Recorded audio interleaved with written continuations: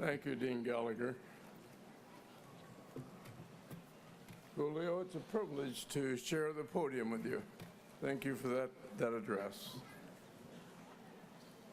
Dean Gallagher, members of the Platform Party, faculty, families, friends, and above all, distinguished graduates.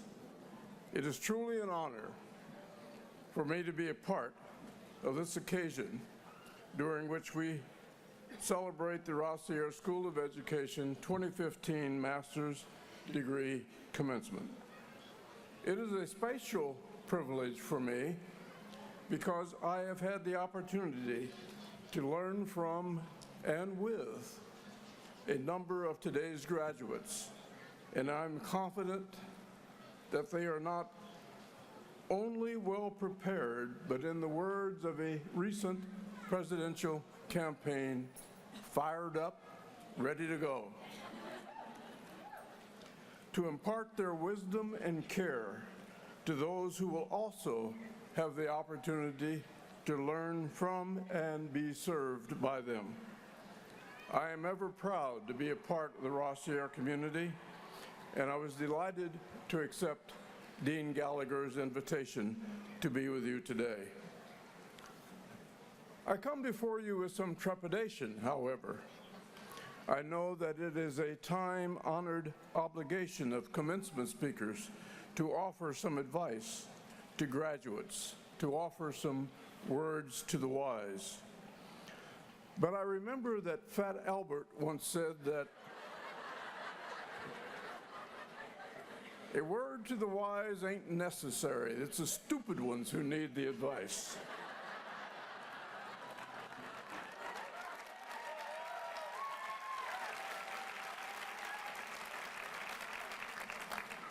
In preparing for today's remarks, however, I thought I should seek some advice. So I went to one of the wisest and most respected members of our faculty, Bill Tierney, and I asked him, Bill, what should I talk about? And Bill quickly responded, about 5 minutes. Well, I'll speak a little bit longer than 5 minutes, but I am reminded of the fact that a commencement speaker is like the body at an Irish wake. You are necessary for the occasion, but nobody expects you to say very much. Ted Sorensen, one of John F. Kennedy's speechwriters, asked his wife for advice about a commencement speech that he was about to give. He told her he just planned to offer a few words to the wise and that he wouldn't talk very long. After his speech, he asked his wife how he had done. And she said, well, I'm not sure your audience is any wiser, but they are a lot older. So I'll try to avoid that. But I'm going to break with tradition and not talk about education today. You've heard a lot about the state of K through 12 and post-secondary education from other faculty members and persons who know a great deal more about the details of those issues than I do. Instead, I'm going to talk about some of the things I have learned over a period of nearly 60 years, during which I woke up each morning, put on a tie, and went to work. Some years ago, I had the opportunity to read an essay sent to me by a dear friend, the late President Emeritus Charles M. Vest of MIT, written on the occasion of his retirement from that outstanding institution. In the essay, Dr. Vest, who provided 14 years of distinguished leadership at MIT, shared his thoughts about some of the things he had learned during the time he served in that position, in a style that is all too seldom found in the writing of engineers. And I can say that because I am an engineer. Chuck Vest elegantly and eloquently described the principal concepts and precepts that he had come to understand, value, and abide by during his presidency. They include excellence, perseverance, boldness, and optimism. Each of these tenets provides a valuable lesson for all of us in this beautiful setting, especially those of you who are graduating. Something for us to learn about and adopt for our own lives. I might even be presumptuous enough to suggest that they may be some of the ingredients necessary for living a healthy, productive, happy, and successful life. A commitment to excellence is unquestionably important. You who graduate today in particular must recognize that the future is largely what you will make it be. It will be determined by what you do today and tomorrow and each and every day and tomorrow thereafter. Your destination will be determined by your acts and not by your intentions. Aristotle pointed out, we are what we repeatedly do. Excellence, then, he said, is not an act, but a habit.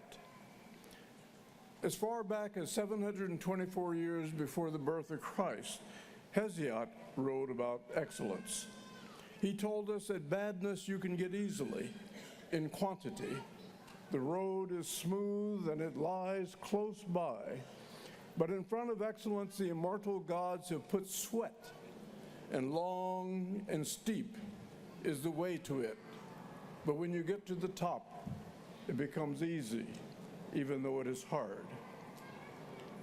I ask you who graduate here today to look ahead 30 years, the period during which most of you will make your greatest contributions.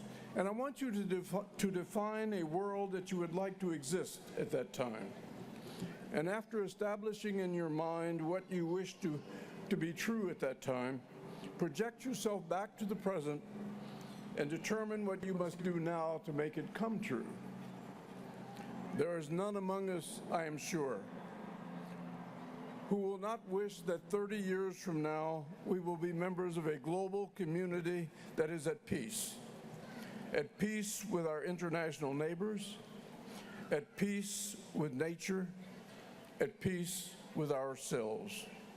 We will have all wished that our world society will have conquered diseases such as cancer, AIDS, and Alzheimer's.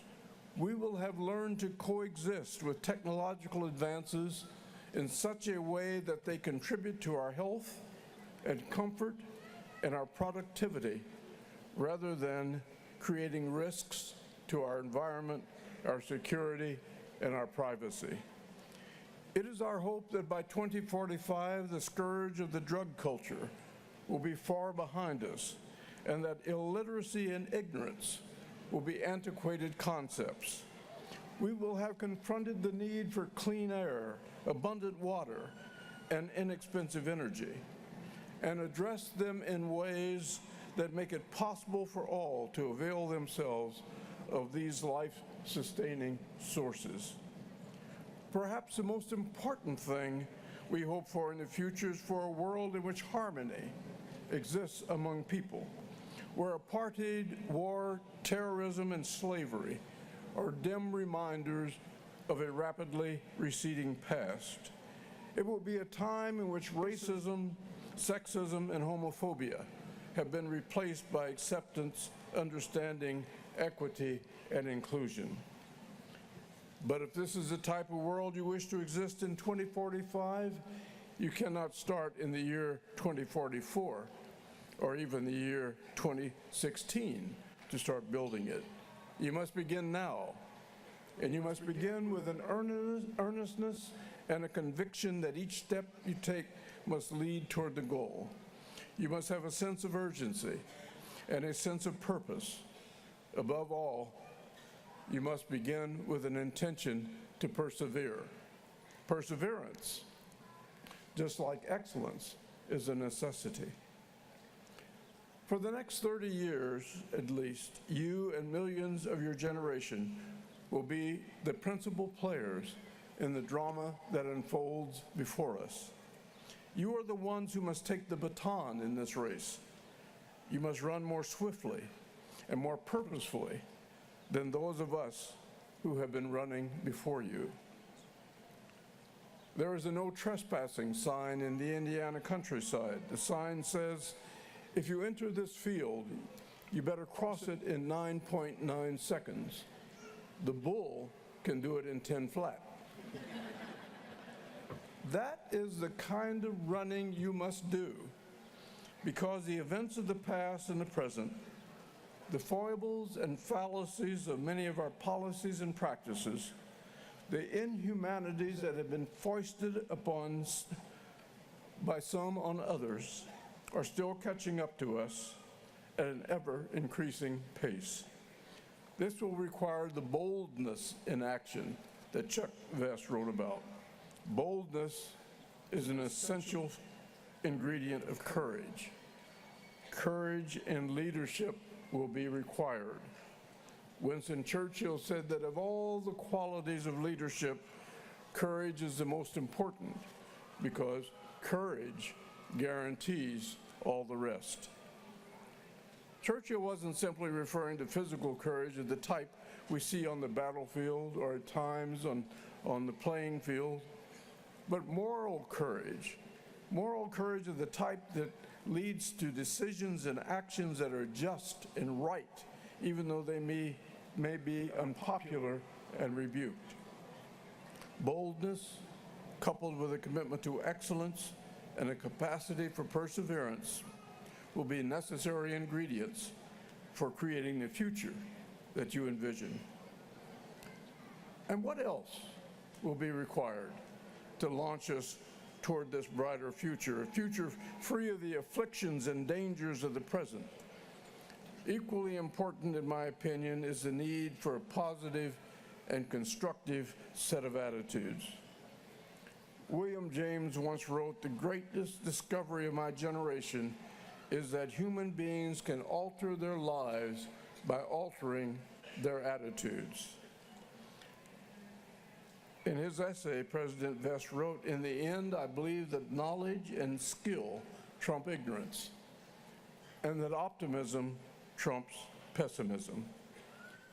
It is the belief that optimism trumps pessimism that must govern our actions, I believe, if we are to have a future where people of all races, cultures, and nations live together and prosper in consonance with the laws of nature and the moral tenets of humanity.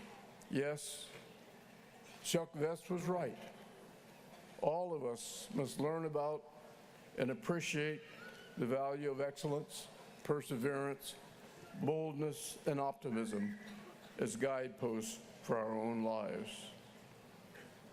Of course, the task ahead may be strenuous, but it can be a joyous journey just as it is a joyous destination. Every new day offers us an opportunity to move a bit closer to the future we perceive and to which we aspire. No less a philosopher than Winnie the Pooh reminds us that yesterday is history, tomorrow is a mystery, but today is a gift. That's why we call it the present.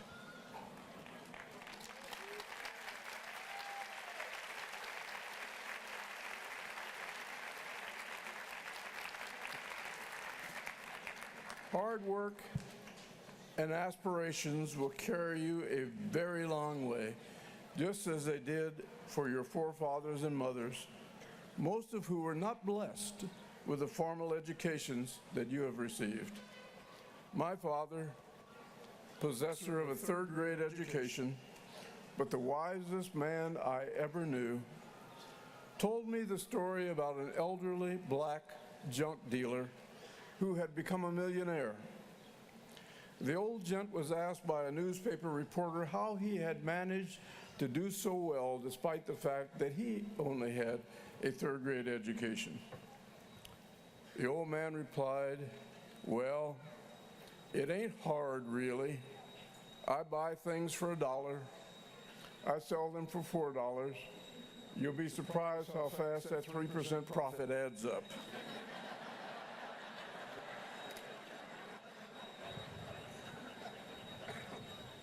Yet, there's always room for ideals, idealism, and idealists. In 1859, Karl Schurz, German-American legislator and statesman, Union Army general and admirer of Abraham Lincoln, wrote, "Ideals are like stars. You will not succeed in touching them with your hands, but like the seafaring men on the desert of waters, you choose them as your guides, and following them, you will reach your destiny." Just as I challenged you earlier about heeding the sign in the Indiana countryside, I now ask you to listen carefully to the words of the late Benjamin E. Mays, eminent theologian, mentor of Martin Luther King Jr., an educator who served with this distinction as president of Morehouse College in Atlanta. Mays opined on the same topic as Schurz and offered this admonition. "It must be borne in mind," he said, "that the tragedy in life does not lie in not reaching your goal. The tragedy lies in not having a goal to reach for. It is not a calamity to die with dreams unfulfilled, but it is a calamity not to dream. It is not a disaster not to be able to capture your ideal, but it is a disaster to have no ideal to capture. It is not a disgrace not to reach the stars, but it is a disgrace to have no stars to reach for. Not failure, but low aim is a sin."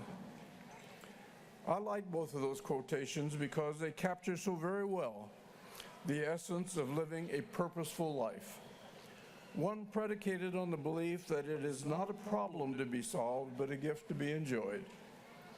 It is that motivation that we look to you to instill in our efforts to produce a better world in which all of us might live in peace and harmony. My hope for you is that you live a happy and successful life. By success, I don't mean something that you measure in terms of money or the number of things and gadgets that you accumulate.